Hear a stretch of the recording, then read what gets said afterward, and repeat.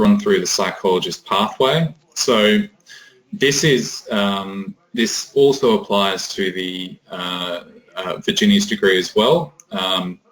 Both degrees fulfil this first step, which is a 3-year accredited undergraduate sequence. So both the degrees today fulfil this step.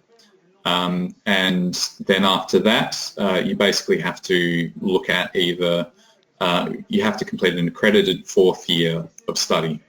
So for a lot of students, that's honours, which can be done through the psychology school at Deakin or any other psychology school, but of course Deakin as well, or alternatively complete a graduate diploma. So those are two equally legitimate ways of fulfilling this next step, which is that accredited 4th year stage. After that, you basically pick between two pathways. So to gain the title of psychologist, you have to complete your 4th year and then either enroll in a master's or doctorate, and the master's is typically a 2-year course, which Deakin also offers, multiple different options with that. I think there's the clinical psychology, organisational psychology, and maybe might be 1 or 2 others, and that's very common across most universities.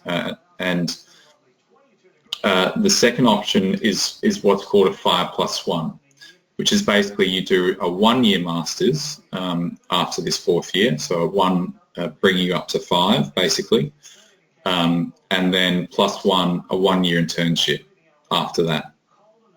So those are the 2 alternative pathways, and then you can register as a psychologist with the Australian Health Practitioner Regulation Agency, and in essence call yourself a psychologist at that point.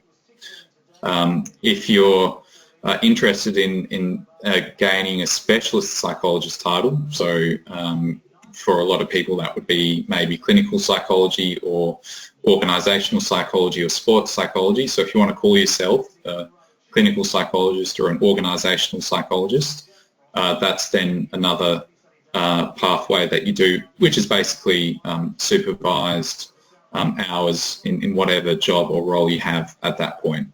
So you do that concurrent with work.